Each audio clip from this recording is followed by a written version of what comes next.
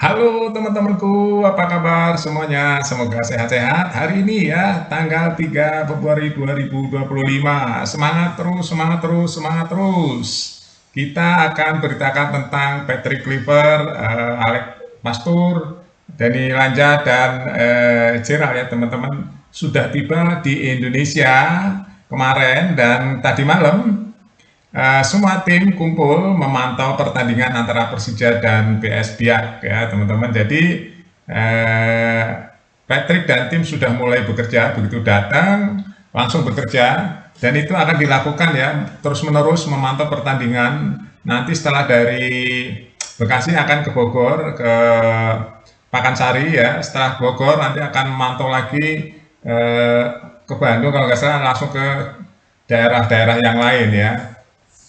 Ini kerja keras sekali ya kalau kita amati kedatangan Patrick dan tim pelatih ini, teman-teman, ini tantangan yang besar sekali. Kenapa? Saya sudah bilang berkali-kali, ini nggak mudah ya, nggak mudah. Kenapa? Karena waktunya mepet sekali ini. Mungkin kalau kita lihat ya, untuk seorang pelatih ya yang jarang ketemu, langsung dihadapkan pada pertandingan yang sangat krusial, pertandingan yang sangat-sangat penting dan waktu yang sangat-sangat genting ya. Ini kalau kita lihat ini satu tantangan nih, dunia sepak bola itu seperti ini teman-teman. Jadi seperti gambling ya, gambling. Kalau kita bisa menang ya, kita akan jadi top markotop. Kalau kita kalah ya, akan hancur lebur ya, kayak gambling gitu teman-teman. Ya, tapi nggak segitunya lah ya. Kita harus optimis bahwa memang nggak ada yang mudah karena memang semua dinamis ya teman-teman, dinamis sekali. Kita sekarang bicara tentang pertandingan yang paling dekat aja ya, ketemu dengan Australia ini. Australia kalau kita lihat berita D per D-nya ya teman-teman, selalu membenahi dirinya juga. Pelatih Australia ini kan pelatih pengganti juga ya. Semenjak waktu ketemu Indonesia itu dia imbang, kan ganti pelatih. Nah, pelatih yang sekarang kemungkinan lebih baik dan lebih kritis. Bahkan ada satu pemain Australia yang tidak bisa main langsung dicarikan penggantinya yang lebih dari dia ya. Ini katanya untuk menghadapi timnas Indonesia jangan sembarangan, harus fokus ya dan serius menganggap timnas Indonesia juga membahayakan. Dia nggak mau kalah dan dia nggak mau gagal masuk Piala Dunia karena dia memang sering masuk Piala Dunia Australia teman-teman. Dengan Indonesia baru berharap akan bisa masuk ke Piala Dunia dengan melakukan perubahan-perubahan ya dari pemain, dari pelatih, diharapkan bisa langsung masuk ke Piala Dunia 2026 teman-teman. Ini satu tantangan yang luar biasa diambil oleh Patrick Kluivert dan tim pelatihnya ya. Ini menurut saya nggak gampang juga. Itu yang pertama. Yang kedua, kita akan ketemu dengan Bahrain nanti di Gelora Bung Karno juga teman-teman tanggal 25 Maret ya. Setelah dari Australia tanggal 20, 25 langsung ke GBK dan mainnya itu diundur ya teman-teman setelah sholat raweh. Jadi Bahrain juga nggak gampang. Dia itu juara teman-teman kemarin ya. Saya udah sering cerita dia itu juara di Piala Teluk. Itu berarti kan Bahrain sudah memperbaiki dan meningkatkan kapasitasnya ya, skillnya, pelatihnya juga ya. Nah ini nggak gampang, ini tantangan buat Patrick Kluivert. Sedangkan Patrick Kluivert baru bertemu dengan pemain gitu. Ya kan, ini tantangan yang nggak mudah. Tapi, nah kita ngelihatnya dari sudut yang positif ya. Kita ngelihatnya dari sudut yang positif. Positifnya di mana? Positifnya satu budaya ya. Jadi mayoritas pemain Indonesia kan dari Belanda. Sedangkan Patrick Kluivert juga dari Belanda. Saya udah bilang sebelum Sintayong diganti ya bahwa lebih baik pelatihnya itu dari Belanda. Ya, karena Belanda itu peringkatnya lebih bagus dari Korea juga. Nah, sekarang benar kan terjadi. Semua analisa saya teman-teman ya sebenarnya mudah dicerna ya. Saya kalau memakai bahasa baku nggak ada kepentingan di situ. Bahasa baku ya, jadi analisa kalau analisa objektif tuh kemungkinan-kemungkinan tuh bisa dicerna dengan mudah ya.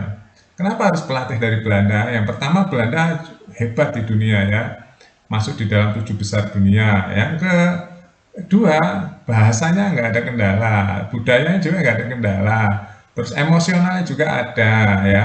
Jadi lebih gampang ya, ekspresi wajahnya, ekspresi mimiknya itu penting sekali ya di dalam instruksi-instruksi. Nah, itu ada nilai tambah. Ya. Ini ada masalahnya karena ini waktunya sangat singkat ya, teman-teman. Sangat singkat. Nah, sedangkan Patrick Kluivert sekarang keliling ke Liga 1.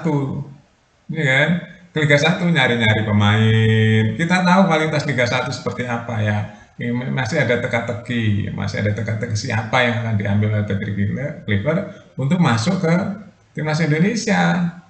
Saya udah bilang ya, ke badminton juga sama. Jadi semua itu ada di mental kita. Kalau kita mentalnya juara ya, kerja keras, ya kita akan bisa. Kiblatnya nggak usah jauh-jauh, kiblatnya Jepang aja ya. Jepang dulu bukan siapa-siapa teman-teman berapa puluh tahun yang lalu. Sekarang menjadi macan Asia lah dan tingkat dunia udah. Karena itu mentalnya dibangun untuk menjadi juara, bukan hanya di olahraga. Di Jepang itu mental di pendidikan dan bisnis juga sama, mentalnya harus mental juara. Ya, itu ada sejarahnya itu ya teman-teman. Karena mental dulu yang dibangun, mentalnya juara, juara itu akan mengikuti tuh jalurnya itu akan mengikuti jalannya. Mentalnya mental pemenang ya akan menang gitu. Itu penting sekali loh mental itu. Nah, baru di dalam misi visinya mental itu diterapkan skill dan sebagainya itu ya, disiplin. Nah, nanti akan terarah itu ke arah ke juara itu. Itu penting mental itu ya. Makanya kita nggak usah jauh-jauh, contoh Jepang aja dari dulu bilang contoh Jepang, Jepang tuh nggak jiper lawan Eropa juga nggak jiper dia, walaupun dia belum pernah juara, tapi dia sering menang lawan tim-tim besar Eropa. Ya, oke, kembali lagi ke Patrick Kluivert. Hari ini udah mulai kerja ya teman-teman, sudah mulai kerja. Kita masih ada beberapa hari lagi untuk menunggu apa hasil kerja keliling ke Liga 1. Patrick Kluivert mencari. Waktulah Pastor diwawancarai ya, sepintas dia bilang all talent ya. Jadi dia akan memantau semua talent yang ada di Liga 1. Ya, nanti akan dikerucutkan siapa saja yang akan diambil dan dimasukkan ke timnas Indonesia ya, diolah oleh Alex Pastor ya. Di sini profesornya Alex Pastor ya teman-teman. Dia yang meneliti, nanti disodorkan kepada Patrick Kluivert.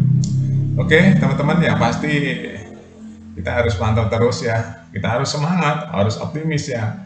Ya, masa lalu boleh ya, kita harus mengapresiasi jasa-jasa Sintayong bisa memecahkan rekor Indonesia masuk ke Piala Asia semua ya, dari segala umur. Ya, tinggal beberapa langkah lagi bisa masuk Piala Dunia ya. Ini semua hasil kerjasama gotong royong ya antara PSSI dan pelatih dan pemain ya, 3 pilar itu teman-teman, pemain, pelatih, dan federasi atau PSSI.